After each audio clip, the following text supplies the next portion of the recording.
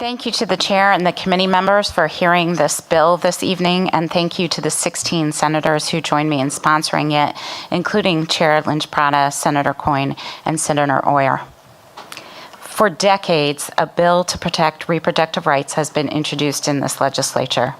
In 2017, worried about the constant and relentless attacks on women, including their ability to make their own health care decisions, Representative Agello and I introduced the Reproductive Health Care Act.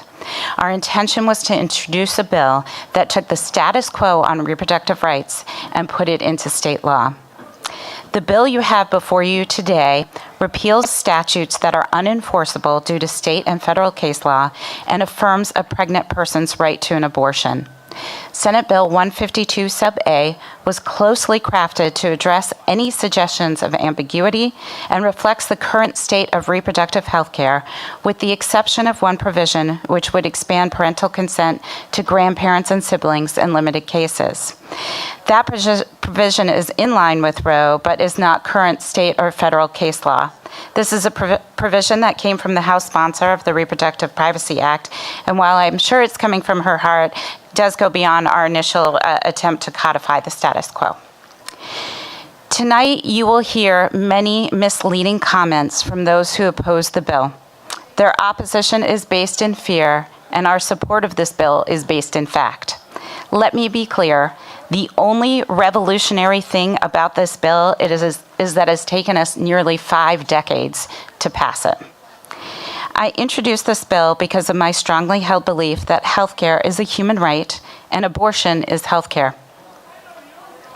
Women deserve autonomy over their own healthcare decisions, including access to abortion.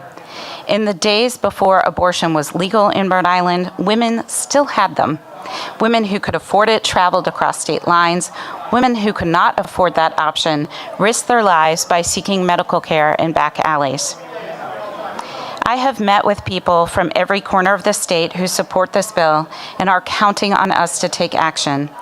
Central Falls and Providence City Councils have passed resolutions in support, and the Democratic Town Committees in other cities have also passed resolutions.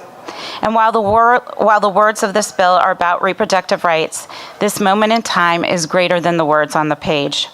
Voting in favor of this bill shows that you are standing with women, respecting that we have full capacity to make decisions for our own selves, and acknowledging that women deserve to live free from oppression of any kind. It is one step in creating a more just world. Many people will come before you tonight and claim that adoption is the flip side of the coin of abortion. It is not. Unlike most of those people, I am an adoptive parent. My own journey through the adoption process only reinforced my deeply held beliefs that every pregnant person must have the right to make her own decisions. I have the utmost respect and gratitude for my children's birth mothers, and that means that I also respect their right to make their own very personal decisions about their pregnancies, their bodies, and their health. I am humbled by the number of women around this country and in the state who have been willing to share their personal stories with all of you in this room and publicly. These women have left themselves vulnerable to criticism, judgment, and attack, only so that they can help you further understand why it is important that we keep abortion safe and legal. Some of these storytellers have been our current and former colleagues, and I've asked one of them, the Honorable Linda Kushner, to join me tonight to tell her story. And I also have the honor and privilege of sitting up here with my predecessor, Senator Rhoda Perry, who is also here to testify in support.